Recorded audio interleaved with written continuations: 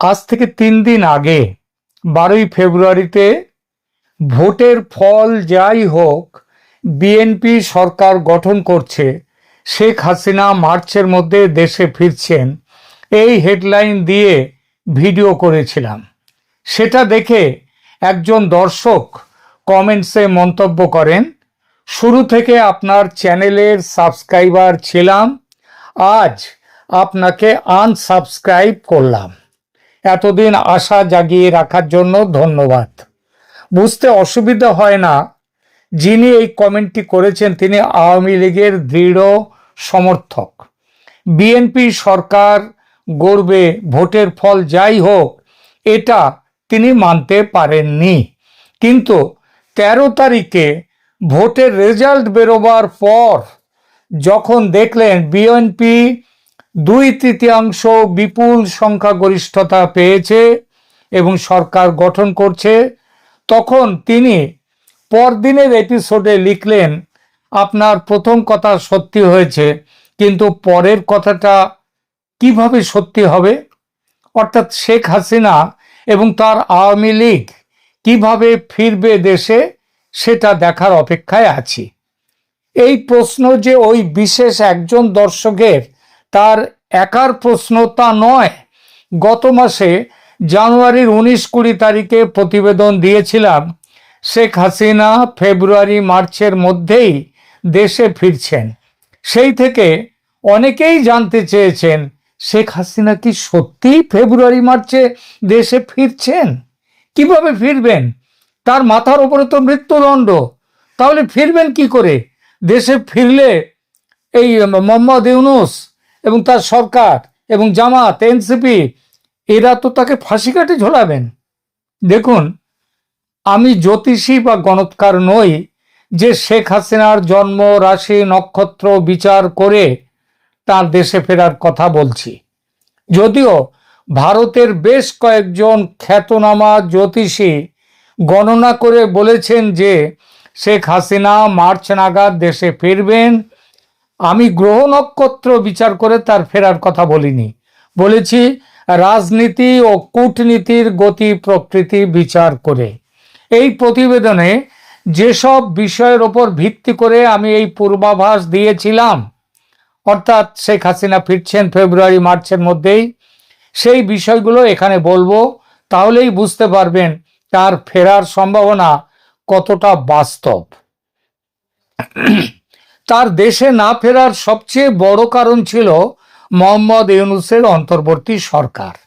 এই সরকারের সবচেয়ে বড় ও শক্তিশালী শরিক, যেটা ছাত্র আন্দোলন তথা এনসিপির দলের নেতারা এবং জামাত ও তার সহযোগীরা, তাদের কি অবস্থান ছিল? তাদের তথাকথিত ফ্যাসিস্ট বিরোধী অবস্থান ছিল শেখ হাসিনার দেশে ফেরার সবচেয়ে বড় বাধা। আর এই বাধার মধ্যে যেটা ছিল ভয়ঙ্কর, সেটা হলো ঢাকার আন্তর্জাতিক অপরাধ ট্রাইব্যুনালের বিচারে দেওয়া মৃত্যুদণ্ড। সেই দণ্ড আজ এই মুহূর্তেও রয়েছে। তবে বড় কথা হলো, আগামী মঙ্গলবার 17ই ফেব্রুয়ারি দুপুরে তারেক রহমানের সরকার শপথ নিলেই ইউনূসের সরকার অতীত হয়ে যাবে। ফলে শেখ হাসিনাকে ফাঁসি কাটে ঝুলিয়ে যুদ্ধ অপরাধী জামাত নেতাদের, তাদের যে হত্যার বদলা নেয়ার মাথা যারা ছিল, ক্ষমতা থেকে সরে যাবে তারা 17ই ফেব্রুয়ারির দুপুরবেলাতে। কিন্তু রাজা গেছে বলে কি রাজার জারি করা আইন শাস্তি চলে যায়? মানে বিচার চলে যায়, কিন্তু বিচারের যে দণ্ড, বিচারের বাণী, সেটা তো থেকেই যায়। সেটা তো কি যাবে? সেটা তো এখনো বহাল আছে। কিন্তু প্রশ্ন হচ্ছে কতক্ষণ বহাল থাকবে? আর এখানেই বসে রয়েছে এই পুরো ব্যাপারটা। দেখুন, বাংলাদেশের অন্তর্বর্তী সরকার গত 18 মাসে যেসব অর্ডিন্যান্স জারি করেছেন সংবিধান মোতাবেক, সেই সমস্ত অর্ডিন্যান্স আগামী সংসদের, মানে 17ই ফেব্রুয়ারিতে তারেক রহমান ক্ষমতার বসার, তিনি শপথ নেওয়ার সাথে সাথেই যে সংসদের অনুমোদন, সংসদ বসবে, সেই সংসদের অনুমোদন পেলে তবেই ওই অর্ডিন্যান্স কিন্তু আইনে পরিণত হবে, বা আইন অনুযায়ী অর্ডিন্যান্সের বিচারও গ্রাহ্য হবে। যদি তা না হয় তাহলে কি হবে? দেখুন, বাংলাদেশের সংবিধানের 93 অনুচ্ছেদ অনুযায়ী সংসদ ভেঙে যাওয়া অবস্থায় বা সংসদের অধিবেশন না থাকার সময়ে জারি করা সমস্ত রকমের অধ্যাদেশ বা অর্ডিন্যান্স, এটা পরবর্তী সংসদের একেবারে প্রথম বৈঠকে উপস্থাপনের বাধ্যবাধকতা রয়েছে, এবং নির্দিষ্ট সময়ের মধ্যে সংসদ কর্তৃক যদি ওই অর্ডিন্যান্স অনুমোদিত না হয় তাহলে সেই অর্ডিন্যান্সগুলো বিলুপ্ত হয়ে যায়, সেই অর্ডিন্যান্সের কার্যকারিতা থাকে না, সেটার আইন থাকে না। এই প্রক্রিয়ার বিস্তারিত নিয়মগুলো কি? দেখুন, সংসদের আবার প্রথমেই বলেছি, একটু আগেই বললাম, সংবিধানের 93-2 অনুচ্ছেদ অনুযায়ী রাষ্ট্রপতির জারি করা যে কোনো অধ্যাদেশ সংসদ পুনর্গঠিত হওয়ার পর তার প্রথম বৈঠকে অবশ্যই উপস্থাপন করতে হবে। এই কতদিনের মধ্যে এটা পাশ করাতে হবে? সংসদে উপস্থাপিত হওয়ার পর থেকে 30 দিন কেটে যাওয়ার পর যদি ওটা পাশ না হয় তাহলে ওই অধ্যাদেশ স্বয়ংক্রিয়ভাবে বাতিল হয়ে যায়। আর অন্তর্বর্তীকালীন সরকার কর্তৃক জারি করা অধ্যাদেশগুলো, যেগুলো গত 18 মাসে হয়েছে বহু অধ্যাদেশ, এটা সুতরাং আইনে পরিণত করতে হলে 30 দিনের মধ্যে, একেবারে প্রথম অধিবেশন শুরু হওয়ার সাথে সাথে 30 দিনের মধ্যে সংসদীয় বিল আকারে সেগুলো পাশ করতে হবে। সমস্ত সদস্যদের মধ্যে সংখ্যাগরিষ্ঠের ভোটে সেই অর্ডিন্যান্স পাশ করলে তবে সেই অর্ডিন্যান্স কার্যকরী থাকতে পারে। ডক্টর মোহাম্মদ ইউনূসের নেতৃত্বাধীন উপদেষ্টা পরিষদ একটি নতুন অধ্যাদেশের খসড়া তৈরি করেছিল। তো সেই খসড়ায় তারা একটা নীতিগত অনুমোদন দিয়েছে। এই অধ্যাদেশের লক্ষ্যটা কি? বর্তমান অন্তর্বর্তীকালীন সরকারের মেয়াদকাল এবং এই সময়ে গৃহীত সমস্ত অর্ডিন্যান্সকে, সমস্ত কর্মকাণ্ডকে আইনি বৈধতা দেয়া, যাতে পরবর্তীতে কোনো আদালত বা কর্তৃপক্ষ এগুলো নিয়ে প্রশ্ন তুলতে না পারে। এই খসড়া, সেটা কিন্তু রাষ্ট্রপতির স্বাক্ষরে অধ্যাদেশ হয়নি। কিন্তু যাই হোক না কেন, যদি রাষ্ট্রপতির স্বাক্ষরে সেটা অধ্যাদেশ জারিও যদি হয়ে থাকতো, তাহলেও সংবিধানের যে নিয়ম রয়েছে, সংবিধানে যেটা বলা আছে বাংলাদেশের, তার বিরুদ্ধে কেউ যেতে পারে না।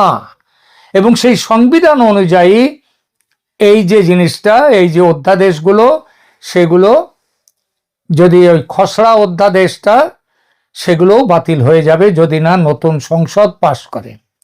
অন্তর্বর্তীকালীন সরকারের সময় জারি করা অধ্যাদেশগুলোর ভবিষ্যৎ তাই সম্পূর্ণরূপে পরবর্তী জাতীয় সংসদের সিদ্ধান্তের ওপর নির্ভর করছে।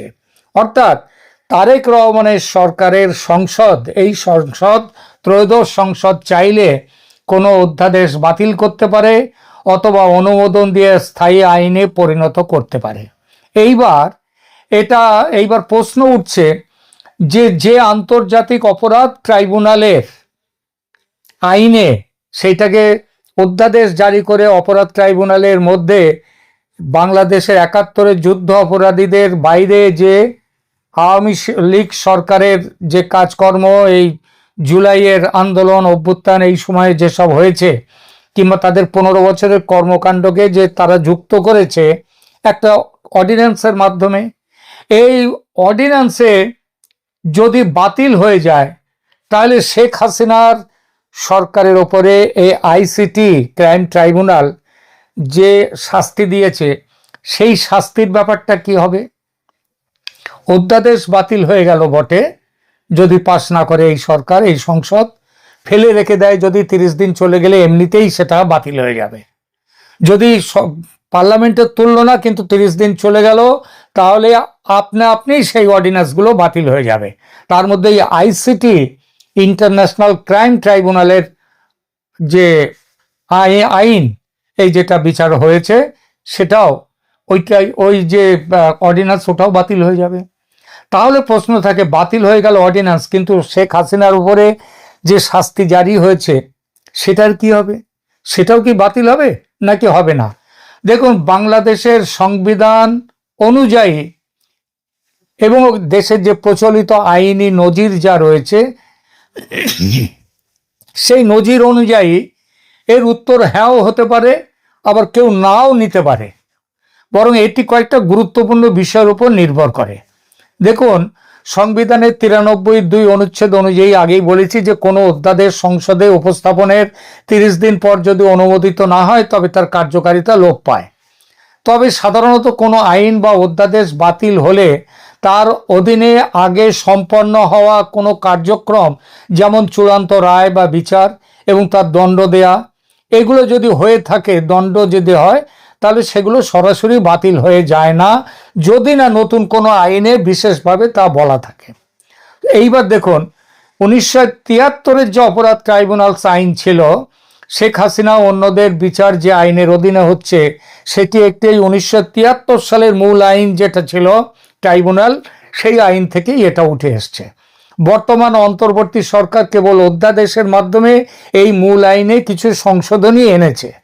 যদি পরবর্তী সংসদ এই সংশোধনী অধ্যাদেশ অনুমোদন না করে কিংবা 30টা দিন এইভাবে পাশ হয়ে যায়, তবে এই বিচারটা 1973 সালের মূল আইনের অধীনে কতটুকু বৈধ ছিল, আদৌ বৈধ ছিল না, এটা কিন্তু প্রাথমিকভাবে এটাই প্রমাণ হয়ে যায় এবং আইনি বিতর্ক সেটাই উঠতে পারে যদি এই কোনো অধ্যাদেশের অধীনে বিচার প্রক্রিয়া সম্পন্ন হয়ে রায় কার্যকর হয়ে যায়।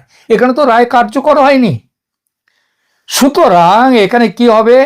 তাহলে এই রায়টিও, বিচারের রায়টিও স্বয়ংক্রিয়ভাবে বাতিল হয়ে যাবে। তবে দণ্ডপ্রাপ্ত ব্যক্তি এবং তাদের প্রতিনিধিরা শেখ হাসিনা যদি উচ্চ আদালতে চ্যালেঞ্জ করেন, তিনি করতেই পারেন। আবার এটা এইভাবে বাতিল হওয়ার বিরুদ্ধে, শেখ হাসিনার বিরুদ্ধে যারা রয়েছেন, এর আগেরবার যারা তাকে ফাঁসিয়েছিলেন এই ট্রাইব্যুনালে, তারাও পাল্লার সুপ্রিম কোর্টে চলে যেতে পারে। আদালত তখন ওই বিচারের বৈধতা পরীক্ষা করতে পারেন। কিন্তু মোদ্দা কথা হলো, এখন যে আইনি ধারাবাহিকতা ও সেভিংস ক্লজ বলে একটা কথা আছে। সাধারণত নতুন সংসদ যখন কোনো অধ্যাদেশকে আইনে রূপান্তর করে তখন তাতে একটা সেভিংস ক্লজ থাকে, যা অধ্যাদেশ চলাকালীন সময়ে গৃহীত সকল কাজকে আইনি সুরক্ষা দেয়। সংসদ অধ্যাদেশটি পাশ করার সিদ্ধান্ত যদি না নেয়, তবে ওই সময়ের কাজের, ওই আইনের, বিচারের, শেখ হাসিনাকে মৃত্যুদণ্ড দেওয়ার যে দণ্ড দেয়া হয়েছে সেটা নিয়ে একটা আইনি জটিলতা তৈরি হতে পারে। কিন্তু শুধু ওই বিচারের, ওই মৃত্যুদণ্ডের প্রেক্ষিতে সেটা কার্যকর করা আর যাবে না। যদি পরবর্তী সংসদ সংশোধনী অধ্যাদেশটি পাশ না করে, তবে ট্রাইব্যুনালের বিচার প্রক্রিয়া বা রায়টা সরাসরি বাতিল না হলেও এর আইনি ভিত্তি মারাত্মক প্রশ্নের মুখে পড়বে এবং তাও উচ্চ আদালতে চ্যালেঞ্জ করার সুযোগ তৈরি হবে। অর্থাৎ বর্তমানে যে পরিস্থিতিতে ওই শাস্তি মৃত্যুদণ্ডটি রয়েছে, সেটা নতুন করে আবার বিচারের মুখোমুখি হতে হবে এবং চূড়ান্ত সিদ্ধান্ত তখন সুপ্রিম কোর্টের ব্যাখ্যার উপর নির্ভর করবে। এবং সেই ব্যাখ্যাটা হলে এটা নিশ্চিত যে এই মৃত্যুদণ্ড আর থাকবে না। কারণ মূলত রাষ্ট্রসংঘের যে রিপোর্টিংয়ের ওপরে এই পুরো শেখ হাসিনার বিচার হয়েছে ক্রাইম ট্রাইব্যুনালে, সেই রিপোর্টিংয়ে পরিষ্কারভাবে বলা আছে যে এর ওপর ভিত্তি করে, কারণ এখানে অনেক কিছুই কোনো রকমভাবে বিচারিক প্রমাণ না রেখে অনেক কথা লিপিবদ্ধ হয়েছে এবং সেই অনেক কথা মিথ্যে কথাও বলা আছে সেখানে। এবং সবাই তো এটা পরবর্তীকালে জানা গেছে যে জামাতের ছাত্র শিবিরের একটি ছেলে, সে একটি নেতা ঢাকা বিশ্ববিদ্যালয়ের, সে এই রিপোর্টটি তৈরি করা, রাষ্ট্রসংঘের রিপোর্টটি তৈরি করার শুরু থেকে শেষ পর্যন্ত ছিল সে।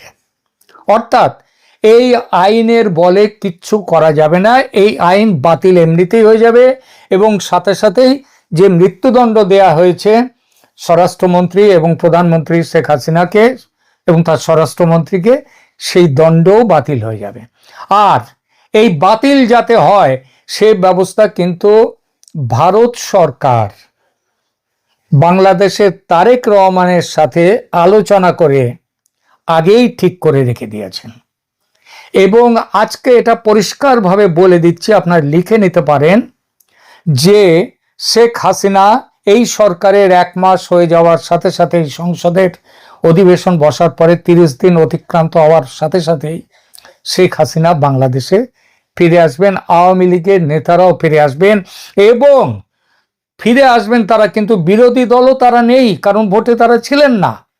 সুতরাং রাজপথে লড়াই করে তাদেরকে কিন্তু মানুষের সামনে নিজেদেরকে প্রতিষ্ঠা করতে হবে। আমি আগে একটা কথা বলেছিলাম যে আগামী 6 মাসের মধ্যে আবার নির্বাচন হবে। আগেই বলেছি, আজকেই গতকাল একটি এপিসোড দিয়েছি, সেখানে বলেছি সবই ঠিক ছিল। তারেক রহমানের বিএনপি দল 2/3 সংখ্যাগরিষ্ঠতা পেয়ে গিয়ে সংসদে হিসাবটা পাল্টে গেছে। 2/3 সংখ্যাগরিষ্ঠতা পাওয়ার ফলে তারেক রহমানের এবং বিএনপি দলের সভাপতি, তাদের ক্ষমতা, একটা পরিপূর্ণ ক্ষমতা তাদের রয়েছে। এবং এই পরিস্থিতিতে তাদের পক্ষে নতুন করে নির্বাচনের ডাক দেওয়া সম্ভব নয়, নির্বাচন হতে পারে না। তবে একটা নির্বাচন কিন্তু হওয়ার সম্ভাবনা আছে, সেটা হচ্ছে গণভোট সংক্রান্ত। কারণ গণভোটে যেভাবে ভোট হয়েছে, বিএনপি তো, এবং গণভোটে জুলাই সনদ যেভাবে তৈরি হয়েছে, বিএনপি সেটা মানতেই পারে না, মানবে না। ফলে গণভোটে হ্যাঁ কি না, হ্যাঁ 60% হলো না 70% হলো, এসব কোনো বিচারই নেই, এটা গ্রাহ্যই হবে না। সংবিধানে এইভাবে গণভোটের কোনো রকম সিস্টেম এভাবে নেই। গণভোট হওয়ার সিস্টেম হচ্ছে যখন রাষ্ট্রপতি, একটি সরকার যখন রাষ্ট্রপতিকে বলবে এবং রাষ্ট্রপতি গণভোট করবার, যখন সংসদের মতামত ছাড়া গণভোট এইভাবে হতে পারে না। সুতরাং এই গণভোটে যা হয়েছে, জুলাই চার্টার গৃহীত হচ্ছে না। কিন্তু যদি শেষ মুহূর্তে এই সরকার মনে করে যে জুলাই চার্টার অন্তত কিছুটা হলেও একটা স্কেলিটন, কঙ্কালের মতো করে একটি নিয়ে আসা হোক, তাহলে তখন নতুন করে গণভোট হবে। কিন্তু বর্তমানে যে জুলাই চার্টার, যার উপরে ঐকমত্য কমিশন বসেছিল, সেটা হবে না। আর সেসবে তাহলে কি দেখা যাচ্ছে? দেখা যাচ্ছে শেখ হাসিনার ওই যে মৃত্যুদণ্ড দেয়া হয়েছিল সেটা আর থাকছে না, এবং তিনি ফিরছেন এই ফেব্রুয়ারি মার্চের মধ্যে। এখনকার মতো এখানেই রাখছি। ধন্যবাদ।